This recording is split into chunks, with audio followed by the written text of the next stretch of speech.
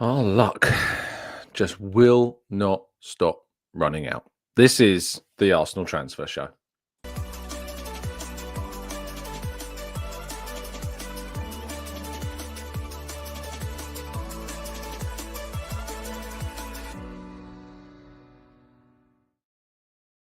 Hello and welcome to the Gooner Talk, back again with you guys and girls for another episode of what is our Arsenal transfer show. Although I should probably rename this the What's the Latest Arsenal Injury Show this season, because that's just what it feels like I'm talking about every single morning with you, which I don't want to be talking about with you, believe me, don't get me wrong, but that is the reality of the season this year, is just Arsenal's injuries getting more lengthy, more frequent, more ridiculous, more unfortunate every single week. But yeah, that's kind of where we're at, and we're going to talk about the latest one and plenty more in today's show. Good morning and good morning Mondays to you all. I hope you have a fantastic week this week. I hope that it's swift and painless as you head towards another weekend. There is, of course, midweek action for Arsenal in the Champions League on Wednesday, which does mean tomorrow morning's show will be a pre-record. It's press conference day on Tuesday. So I'll be joined by a special guest who I've not had on the show for a first time. I've not had on the show before and will be their first time. Try to reorder that sentence to make sense. So I'm looking forward to that. A different type of guest as well, somebody that maybe you wouldn't expect. So look forward to that, and look forward to that tomorrow morning to drop for you. Anything that, of course, happens in the day, we will be able to talk about, because we're not recording until later. So just be aware of that tomorrow morning's is a premiere. So I'm going to need all your help in the chat box to keep reminding people to drop a like on the video then. So if you haven't done so already today, please do so. Good morning to Matt, to Black Shine, to Tom, to A1, to Glenn, Lars. We've got Barry and Matt G. We've got Carlton and Paul. We've got Chima, we've got Grantley Poos, we've got Stevie, Amira, Joe, Southport Gooner, and Grandaddy Gooner Paul, and plenty more of you guys and girls in the chat box as well. It's not Mikel, Chris. That would be that would be quite the scoop. Maybe one day, who knows? But certainly not tomorrow. I will be in conversation with him, just certainly not on the channel. Right, let's jump, shall we, to the slides. We kick off with a roundup of all of the action from the Premier League. We talked through on Saturday's results yesterday. It was the Sunday games, which of course took precedence. Nottingham Forest did indeed manage to claw their way back into level points with Arsenal, third in the table, but nearly blew a significant lead to Southampton, as did Tottenham, who did it in the reverse fashion. Everton with a 3-0 lead, nearly blew it. Spurs down in 15th now in the table. Crystal Palace rising above Manchester United, West Ham, and Tottenham to 12th in the table, believe it or not. They are dangerously close to that drop. Had Ipswich have beaten Manchester City, which would have been very unlikely, that would have left the gap still at 8 points, but with only one team on 8 points below them. They are closer, much, much closer to that than they are the top four right now. And it's dangerous times for Spurs and happy times for Arsenal. But mentioning Manchester City, they absolutely battered Ipswich 6-0. It does very much seem like City and Pep Guardiola's side are, well, they're back, is what's happened. They are indeed back, and it does look like that as indeed they go into that potential match with Arsenal, well, they're about to be back to what we have come to expect from Manchester City as well. Haaland on the score sheet, Phil Foden finally getting some goals, Doku on the score sheet as well, and Kovacic, I think, also got one on the day, and James McAtee, who's having an excellent time in kind of a breakout season for them as well. So, yes, frustrating, but that's the reality. There is some interesting news coming out of Brazil, which is suggesting that Arsenal,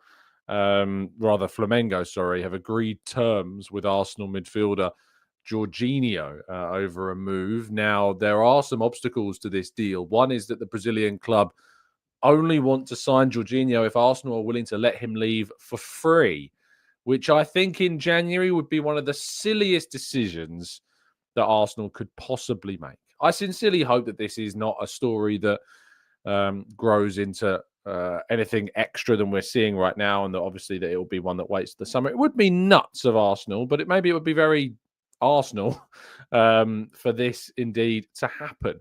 And it would be very, very frustrating for Jorginho to move at this point of the season as well, especially without any transfer fee moving in the opposite direction. But Flamengo are said to have agreed terms with Jorginho, and these talks do seem genuine, by the way. It doesn't seem kind of a wacky story, certainly from what I've heard from some colleagues of mine over the pond and into South America. It does seem there's quite a lot of credibility to this story. So watch out for this. Hopefully it's not one that happens. Now, Saliba is reportedly set to miss the next 2 weeks with this hamstring injury. L'Equipe, courtesy of Get French Football News, have reported that there is an expectation that he will be out of action for around 2 weeks, which of course would mean that he would miss that almighty clash with Manchester City on February 2nd. It would also mean he misses the home game this week against Dinamo Zagreb, the away clash at Wolves at the weekend, and then the away trip to Girona as well. What a humongous blow this could be again for Arsenal. We simply cannot catch a break at this stage when it comes to injuries, when it comes to players playing. The amount of games that they're ultimately playing, it's just so irritating, so incredibly irritating at this stage that we find ourselves, sitting here wondering how we're going to cope with all of the players that we are lacking during the course of this campaign. It's incredibly annoying and incredibly frustrating indeed. So, yes, William Saliba looks set to miss these clear and obvious challenges that we've got coming up ahead of us. Hopefully, Arsenal can find a way of dealing with it. I think we all know that we would like it to not be Thomas Partey playing at right back. Benjamin White is, to my knowledge, doing more out on the grass, doing some work. Is he going to be ready to come back into this squad in these next 2 weeks? Mikel Arteta did suggest that there was a chance he could be back before the end of this month, but it didn't seem too optimistic when he said it. So I'm not holding out loads of hope that Saliba will be back. Could Tomiyasu be back? We haven't really heard anything regarding that. He is, of course, back with the club. He has been spotted at the training ground. So again, we're going to have to wait and see if it happens. Could Kivior play in that centre-half position? Could Josh Nichols get an opportunity at right back? Could we use Calafiori if he's back from injury to play there, of course, as well? I think that's definitely an option. It's reality. Robert says the club have mismanaged the squad. No excuses. Yes, no excuses to deal with the most horrendous level of injuries this club has ever seen in the best part of, I think we're going on more than 2 decades. But no excuses, guys.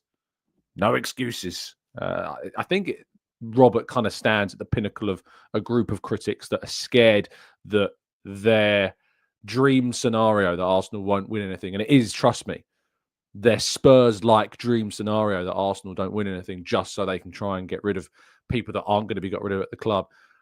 The injuries have threatened that point of view, and they're very scared right now that they're not going to be able to use that. Anyway, moving into transfers, and Matheus Cunha continues to be a player whose name will not go away. Matheus Cunha was, of course, linked with Arsenal at the beginning of the transfer window, but reports from the Black Country suggested that he would be signing a brand new contract with Wolves. However, that has not yet happened, and Fabrizio Romano mentioned yesterday that this remains an open situation and that Cunha's future is not entirely resolved.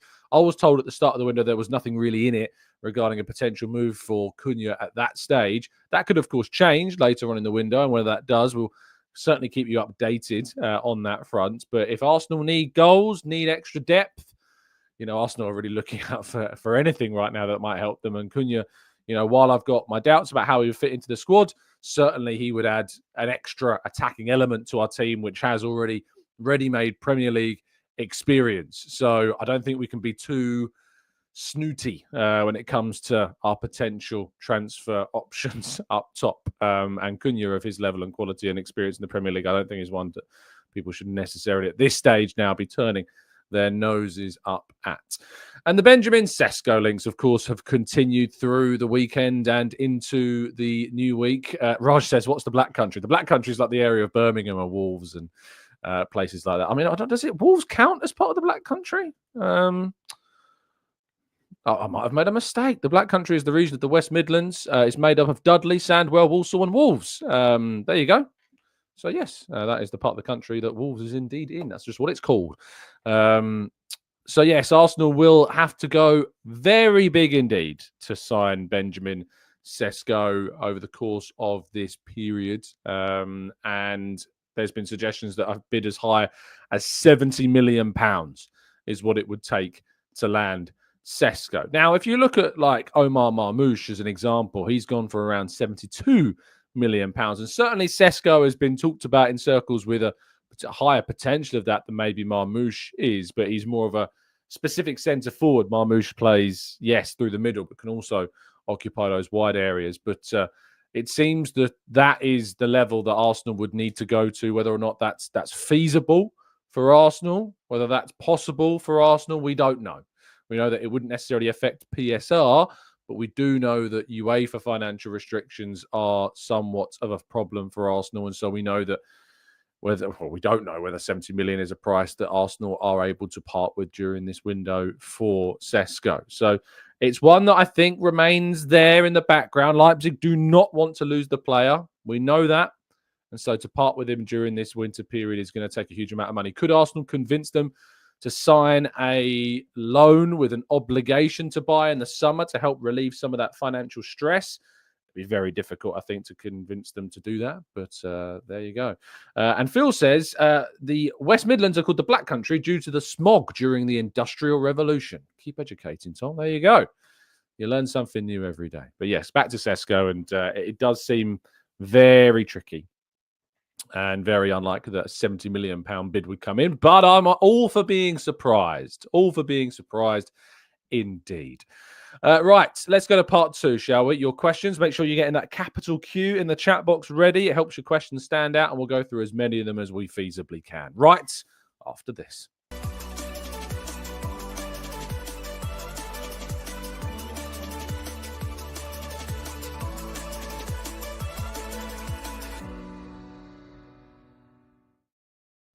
Right, this is part two of the show where we tackle some of your questions and more. So let's jump into the chat and get.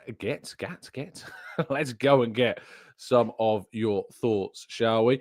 Let's go to. Gooner says, Tom, you're becoming the Grinch of football. What about some Christmas news? Christmas news? It's January now, mate. Christmas is done. I'm sorry, mate. It's over. You got to come to terms with it. Josh says it's true that we haven't bought an adequate cover to Saka. And no adequate cover for Odegaard. Still haven't bought a left back that we can rely on, and still no centre half, rather centre forward better than Aubameyang. I mean, these are realities. The reality also is that the idea of bringing in adequate cover for Saka is unfortunately pretty unrealistic. Then you look at the Odegaard situation, and you look at the player that is currently, you would say, behind Odegaard in the queue, and Ethan Werneri, now out injured himself, another piece of misfortune. You've got to think about his pathway when you're thinking about squad building in that area. We have spent a lot of money on a left back that played nearly every single game last season for Bologna. Sadly, has not been able to translate that to Arsenal this season. Incredibly unfortunate, that Calafiori situation. But, I mean, Miles Lewis-Skelly, Josh, is looking like a brilliant talent as a result of that. And I think that in terms of a left back, we have got a very good one right now in the team in Lewis-Skelly. So I think that one can be covered off. And then in terms of a centre forward better than Aubameyang, I would have loved to have seen one come in. Unfortunately, that's not really been feasible for Arsenal at this stage. I mean, if you look at the elite clubs right now, the only elite striker that's moved to those elite clubs, or two of them that have moved to those elite clubs across the continent, have been Erling Haaland to Manchester City, Harry Kane to Bayern Munich, and of course, Kylian Mbappe to Real Madrid. It's not been and Lewandowski, of course, to Barcelona, but the other one. But so far, it's been very difficult to find that centre forward. But we'll see if that changes in the coming weeks and, of course, the months as well. Let's go to Leroy says, if the club think we will miss out on winning the league this year, Would they hold back spending big now, as we look very unlikely that we'll win anything again? I sincerely hope not, Leroy. I seriously hope not that that's the case. If Arsenal end this window having spent nothing, it would be a catastrophic, misguided decision by the club. They have to use their resources. They have to use the talent behind the scenes that is available to them. They have to find those players. I personally would go and get Sesko now. I'd love to see that happen. I don't know how realistic it is. So I can't hammer the club too hard if they don't in terms of that, because I don't know how financially realistic it is. I don't have the insider knowledge of if £70 million of a bid is possible, or even if Leipzig, of course, would accept that. That's just what's being reported. But I would have absolutely no issue in dropping £70 million on Benjamin Sesko right now. And says, Tom, in your opinion, did we go into this summer window naive? Injuries are part of the past of the game, but we have the smallest squad in the league with no cover. I mean, the reality is obviously that, as I've just mentioned there, that the likelihood of having cover for those players is very limited. Arsenal actually do have cover for Saliba. He's currently injured. Ben White is currently out injured and has been injured for a very, very long time. Jurriën Timber is not a left back. He can play there, but we've obviously brought in Calafiori as well. So we did actually bring in cover for Saliba. By bringing in Calafiori, it allowed Timber and Ben White to be options not just at right back, but a right-sided centre half. So actually, yes, we do, Anthony, have that cover, but it's sadly injured. And then, of course, you've got Bukayo Saka, who, as I've mentioned time and time again, the likelihood of being able to bring in anybody that's going to realistically be able to cover Bukayo Saka and that is going to want to join Arsenal, knowing that Saka is going to start week in, week out, is very slim. And realistically, you look at Liverpool, you've got Salah there. I mean, I was talking to someone yesterday. If you actually look at Arsenal's injuries and you template that onto Liverpool, and then you were to look at their bench, right? So let's say that Liverpool have the same injuries that Arsenal do regarding their forward line. So they lose Saka, which is their Salah, of course. We lose Jesus, which would be their Darwin Núñez, for example. And then the other option was Ethan Nwaneri. So let's say that's their Harvey Elliott, their youngster that, of course, is there that can play as a potential forward option, but is more so an attacking midfielder. It's quite a similar profile. So you got Salah, Darwin Núñez, and Elliott all out, hypothetically. Same as Saka, Jesus, and Nwaneri. Their front three would therefore be Diaz, Gakpo, and Jota. That would be their front three, if indeed the same number of players were missing from their team. On the bench, that leaves Federico Chiesa, who, for the record, this season has been also injured for the majority of it and has less goals than Raheem Sterling this season. So it's very similar. So when people kind of talk about the reality of a squad building situation and have raved about Liverpool and this idea that look at Liverpool, look at their spending, look at how they've built their squad, look, they're so different to us. If you take away the same equivalent players from their team, they would be very, very much in the same position as us. So let's not pretend or try and draw up this hypothetical scenario that what we've got is just so horrendously awful compared to theirs because of supposed poor squad building. Because if they'd lost the players that we'd lost in the same positions, it would be the same reality. So let's not do that. I think that's very important to point out. Very, very important indeed. Let's go a little bit further into the chat box, shall we? And get some of you more of your thoughts. Mohammed says, so all the teams with world-class players cannot have cover for these players. It's not about cannot have cover.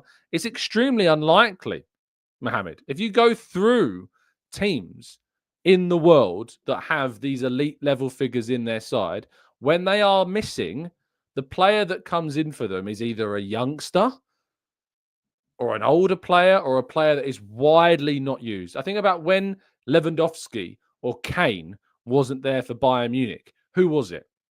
It was Choupo-Moting that would come in. When Manchester City were without Erling Haaland this season, who are they bringing in? When they're without Rodri this season, look what's happened. As we've just used this Liverpool example there.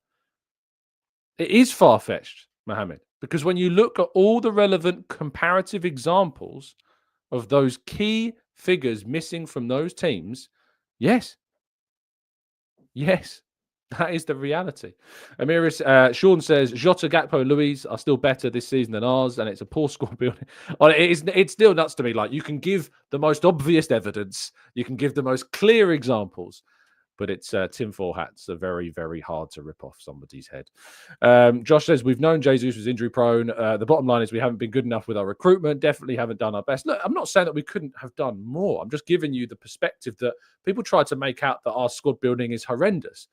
But you can't have it both ways. Our squad building can't be horrendous, and then when you want the manager gone. Because if you think our squad building is horrendous and Arsenal sit, challenging for a third title for a third successive season, the manager's got to be pretty darn good.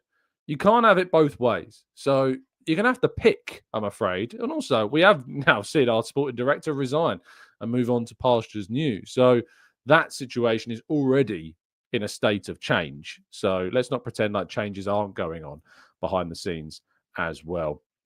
Oliver says, I feel like Moreno's performances have been improving lately. Do you think that we'll see some goals in him from the last stretch of the season? Yeah, I thought he was much better at the weekend. I still think people would have sadly scapegoated him already at this stage. They're very married to the whole squad building argument. And so if a player that we signed in the summer starts to turn a bit of a corner and start to look a bit better, that doesn't really suit the narrative. So I've noticed that the Moreno scapegoating has stayed very strong despite a much better performance this weekend. James says, have Arsenal created an imbalance with our defence, having a few right-footed players? We've got loads of left-footed players, James.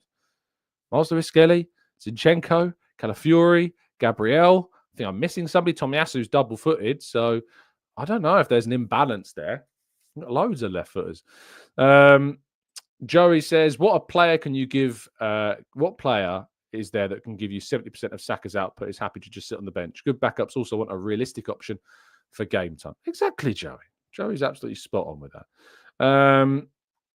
James says, we need something to be positive this January. If not, we're done. As I've said, there are no excuses for me. Arsenal have to do business this winter. We have to go and bring somebody in. We have to go and get someone in through the door. And I'm sincerely hoping in this final 11, 12 days of this window that is indeed what we will see.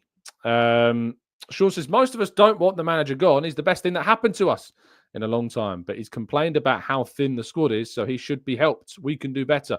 He has. I mean, you can't say that Arteta has not come out and publicly, effectively cried out for signings.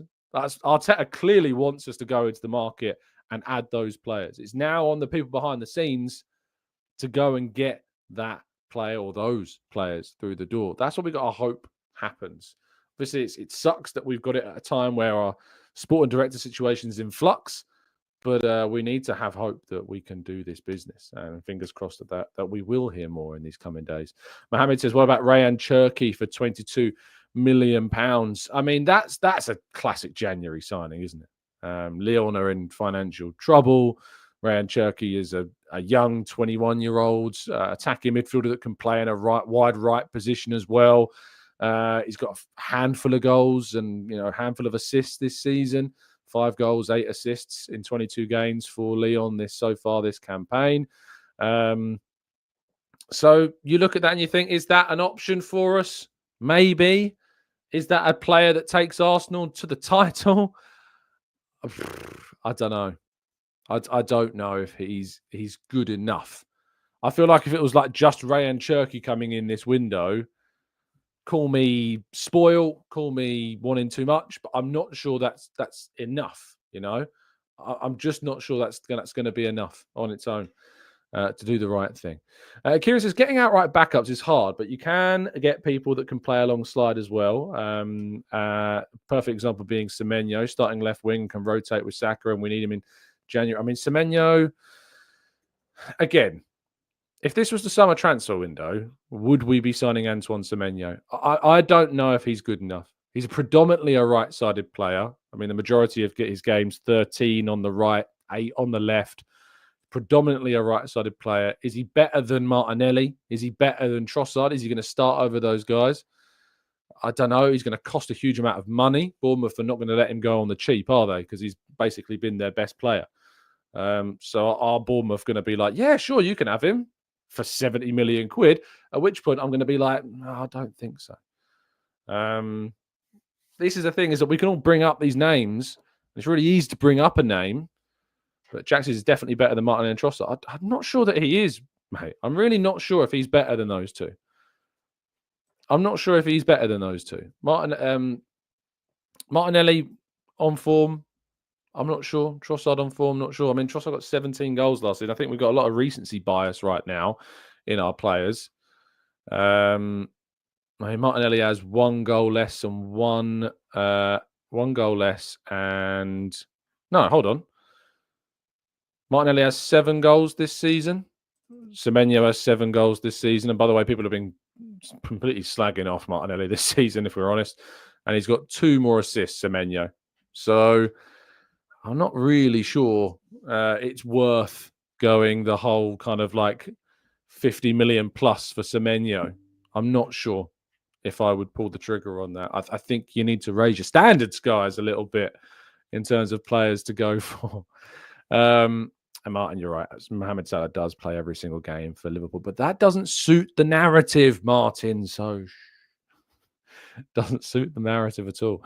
Ryan says, Tom, with Odegaard, Merino, and now Zubimendi, how can this not be viewed as getting the band back together, recruiting Isak by the Arsenal Football Club? Is this also to help get Roberto Alabe through the door? Of course, Roberto Alabe, the current director of football at Real Sociedad. I don't think so. I think it's purely coincidence. Arsenal do a lot of their recruitment through data, and so they've had a lot of positive data, of course, off of those 3 players. But it is a funny coincidence, of course, that they all once did indeed play together at some stage. Kieran says he's definitely better than both. I think you're going to have to be in the minority opinion. I always laugh at these ones. It's like, you ever had a debate with somebody about any point of view ever and been like, I think this, here's my reasons why, here's my evidence, here's the evidence to back it up. And they go, well, the majority of fans agree with me. Or I think you're in the minority, and so therefore your opinion doesn't hold as much weight. Trust me, we've seen countries vote for some hilarious things in the majority. Just because you happen to supposedly be in one doesn't mean it's the right decision. So let's not ever use that as any kind of weight. It really holds no bar whatsoever. Joe says, unless who you buy is an upgrade, I think your backups come when you find gems organically, such as a Winery or a Lewis Skelly from your academy. That Arsenal are through and through, but then raise that floor as well. Kwame says, we haven't a choice. We should sign Victor Osimhen. There's been no real kind of news on that front. And there was a couple of links the other day, but that is it. Jack says, I'm the only person who thinks Semenyo isn't better than Martinelli, because Martinelli is, according to Jack, who's happy to abuse his own players, is crap, apparently. Not very Arsenal fanly of you. Shall we do a little poll? I mean, I don't mind if I'm, outvoted here, but it'd be quite good to kind of get, is Semenyo, and try and ignore current form, so is Semenyo better than Martinelli? Just purely for the idea of knowing whether I am the only one who thinks this. It might be worth doing a little poll just to see. You might leave Jack's question up on screen for a little while, because as Jack points out, I'm the only person in the entire of this 7 billion strong world that believes that Semenyo isn't better than Martinelli, because apparently someone is happy to abuse his own players. Jack's there for us, so there you go. Shall I have a quick check on the poll? Oh, goodness me, Jack. You go, oh no, Jack, I'm so sorry. I'm sorry to do this to you. I mean, the poll's only been up a couple of seconds, mate, but 56%. They said no, and there's nearly 100 votes on this, Jack. I'm so sorry, my friend. I'm so sorry. James with the kind super chat. Thank you so much, mate. Hi, Tom. How many teams have 2 world-class attackers? Liverpool definitely have 2 world-class. I mean, how do you quantify an attacker? Do you include like an attacking midfielder, or are you just talking about centre forwards and wide players? Is that what we're talking about? I don't know. 8 billion now, says Nick. Is that really 8 billion people in the world? World population. Oh my goodness me. 8 billion people. Goodness. Wow. That's a lot. That's a lot of people. A lot of people. I thought it was still 7. You can see my days of teaching geography are over. Where was I? I've lost track now. So yes, how many teams have 2 world-class players? So yeah, are we saying just front 3 or front 2 in terms of forwards? So yeah, forwards, James says. Forwards. So not attacking midfielders. So let's go in the Premier League. Liverpool have Salah. Are Diaz, Gakpo, Jota, Nunez, are those 4, any of those 4 world-class? think some people might say that Luis Diaz is. I'm not sure. What's his record this season? He had a very good start to the season. Is it tailed off a bit? Luis Diaz has 12 goals. So Premier League, 8 goals, 2 assists this season. Is Luis Diaz world class? I don't think I'd say Luis Diaz is world class. I wouldn't sit here and say Luis Diaz slots into like every club on the planet. I'm not sure. Salah definitely. It depends on. It's all subjective, of course, as well, isn't it? Like it depends on your own kind of view of kind of what world class means. I mean, a lot of you are saying no in the chat. To be fair, a lot of you are saying no, you don't think he is world class. Manchester City. So you've got Erling Haaland as a world class forward. I think Foden. You'd have to say. Who plays in the front three. You'd say Foden. I know Arsenal fans aren't big fans of Foden, but you look at what he's won and how much he's contributed to those seasons. I think Foden you'd have to put in the world-class category, wouldn't you? So Man City, I think we can say have at least 2 world-class forwards in their front lineup. I don't think any of the others are. Savinho's not, Doku's not, Grealish is not, Oscar Bob is not. So yeah, it's just Foden and Erling Haaland. We're talking about forwards. I know some of you are throwing Rodri and De Bruyne. We're talking about their front three. How many teams have at least 2 world-class players in their front three right now? At Real Madrid, you got Vinicius Jr., you got Mbappe. Obviously, Real Madrid do. Barcelona, you got Yamal, and you've got Lewandowski. I think Yamal, he's won a Euros. What's his record this season? I've not really been keeping up to track with how they're getting on. He's got 9 goals and 13 assists at 17 years of age.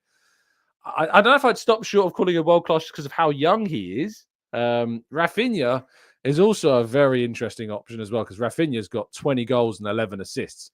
Rafinha this season has been world-class in terms of his numbers. That's brilliant output. 20 goals and 11 assists in 29 games. That's astonishingly good. I think Rafinha is potentially putting himself into that category, and that's amazing. There's no surprise that Arteta wanted the guy. You know, no surprise that Arteta wanted to see Rafinha potentially come through the door. Again, another example of where we're at with that.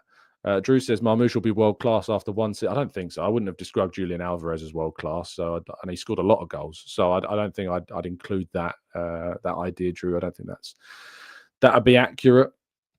That is, Joe, the same Rafinha that Arteta wanted to sign at Arsenal. Yes, it is the same very one. Bayern Munich, obviously Harry Kane. Beyond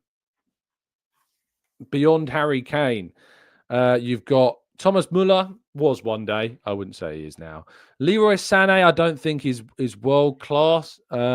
Kingsley Coman, I don't think is world class. I think Serge Gnabry was world class, but he's not world class right now.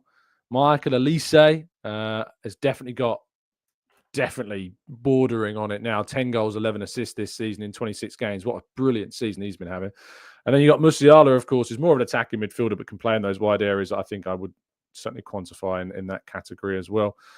But Elise is, I think, another season of what he's producing, and I think it would be very fair to call him world class as well. But I think he's just stopping short of that right now.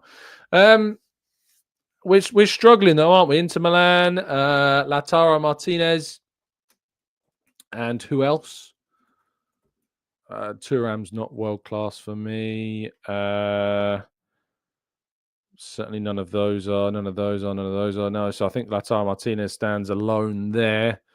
Who else is at the top of Serie A? You got Juventus, Napoli. I mean, Napoli don't have any world-class players, do they, anymore? Maybe I'm being harsh. I'm just off the top of my head. I don't think they do have any world-class players. Lukaku, I wouldn't describe as world-class. I gets a lot of stick, but I don't think he is. No, I wouldn't call any of their players world-class. PSG, we haven't done PSG yet. Ousmane Dembele? Is Ousmane Dembele a world-class player? 27 years of age now. This season, he's got 11 goals and 7 assists. I don't think I'd say Ousmane Dembele is world-class. Neither is Colomboani, neither is Ramos, neither is Asensio. Kane Lee's not. Barcola definitely got the potential to one day be world-class, but I wouldn't say that right now. So, I think we can come to kind of this McTominay at Napoli, yes. World-class player that Man United let go. I think we've got this kind of reality, haven't we? The point of the question that was being asked is, if you look at a lot of the big teams in Europe, how many of them have two world-class forwards? The answer is very few. Very, very few of them do. Arsenal have one in Mohamed Salah, and we hope one day to have two. I think we hope that Martinelli may one day turn into that. I think right now you would say that's not a reality that we see on the horizon right now. That would be very, very interesting indeed. How's the poll looking, says Joey. Remember, Jack, did you not tell me that I'm the only one who thinks that Semenyo is not as good as Martinelli? A bit of a check, Jack. Shall we have a go on your opinion there? 235 votes. 60% of you say no, Semenyo is not better than Martinelli. Oh dear, Jackie boy. Jackie boy. It's not good. It's not good, that at all. Sam says, Tom, please Y-Scout Semenyo. He's absolutely better than both of us. Both of us? I'm not going to do a poll on that, mate. I absolutely think he's better than us, mate. No disrespect to your own ability. But I'm humble enough to admit that I think that certainly Semenyo is better than us. I'll go out on a limb and I'll say that. What I will do is I will go into his FBref profile and have a look how he compares. So non-penalty goals, 65th percentile Martinelli, 74th percentile. Non-penalty XG, 65th percentile again for Semenyo, 85th percentile for Martinelli. So in terms of goal scoring, it's coming out a little bit better. Assists per 90, 18th percentile for Semenyo. 18th, wow. 25th percentile for Martinelli. Successful take-ons. You know, these wide players, they need to dribble, don't they? 54th for Martinelli, 77th for Semenyo. He wins in that one. Progressive carries per 90, 62nd for Semenyo, 82nd for Martinelli. Touches in the attacking penalty area, 77th for Semenyo, 92nd for Martinelli. So, I mean, even the numbers there, I mean, I'm looking on the stats and it's not coming out too great to that argument either, which is, yeah, humbled, I think, is it? Jack says, to be fair, this is the Copium channel where Jack currently is in our chat box right now. Isn't it? I always find these. I'm like, they're clapping like a seal. I always find these comments the best when they're like, "Oh, I hate this channel. I hate everybody in it. I hate." You're here. you're with us. It's like walking into a party, staying all night and being like, "I hate this party." Why didn't you leave? You had hours to leave. You should have gone. Maybe it's opposite. Jack. Maybe it's opposite day for Jack. Maybe it's opposite day. I don't know. It's just they tie themselves in knots and circles, and it is very entertaining. Darius says, Tom, just out of curiosity, if there was no issue with money or getting them through the door, would you choose Gyökeres or Sesko? I think I would go Gyökeres, Dara. I think out of curiosity as well, that number of goals he scored is so hard to ignore. So, yeah, I think I'd take the gamble. If money was no option, it wouldn't have any issue on our PSR. And, you know, we could still spend money on other positions in other areas. Wages weren't a problem. I think I'd go Gyökeres and just be very keen to see what he could do. I think I would go down that route. Michael says, Martinelli is a lovely chap with a nice attitude, and I love his work rate, but his game lacks certain attributes like his conversion rate. It's kind of, I mean, it's ironic, though, Michael, when you say his conversion rate is lacking, but he has a better non-penalty goal per 90 ratio than Semenyo. So you see where I struggle with that one. And here's Jabu but Martinelli plays for Arsenal. I thought this was the Arsenal side that was struggling so much, Jabu. I thought this was a Bournemouth team that was brilliant this season. I thought this was a Bournemouth team that was ripping up the rule book, a team that was attacking like no tomorrow. And this is an Arsenal team that, frankly, have not been good enough, especially in terms of their finishing. So but this is Arsenal argument, it doesn't really work, Jabu. It doesn't really work because you can't have it both ways. You just can't. You can't for 1 minute be bashing Arsenal for not being good enough in the attacking third and then turn around and say about one of the best attacking teams in the league this season in Bournemouth, that apparently it matters that he plays for one over the other. It is very funny. Joey says different qualities. Wouldn't mind Semenyo here, but not better than Martinelli with current form. Maybe he is, but again, it's very different. Number says the only thing that Martinelli is better than Semenyo is that probably his work ethic, maybe his pace. I mean, certainly defensively, I'd say that Semenyo is a better player than Martinelli. Defensively, Semenyo works very, very hard indeed. But yeah. It is funny. I do find this a little amusing. I can't lie. It is quite funny. Oliver says, when Odegaard was scoring, we had two world-class forwards. Yeah, I mean, it's forwards. I wouldn't describe an attacking midfielder as a forward, to be honest. I don't think I would. Dissent says, if they're getting any attacking player, the Kroenkes will go out. Will the Kroenkes go out for the rest of the season as well? If they aren't, I mean, will they go out for the rest of the season if they don't sign anybody? I guess we'll have to wait and see. Right, I think we'll end there. I mean, more for anything, just to put Jack out of his misery.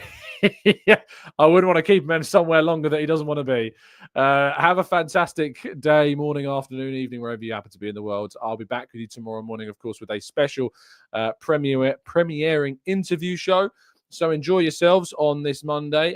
Get through it smoothly, and I look forward to catching up with you, of course, on Wednesday live after Mikel Arteta's press conference tomorrow.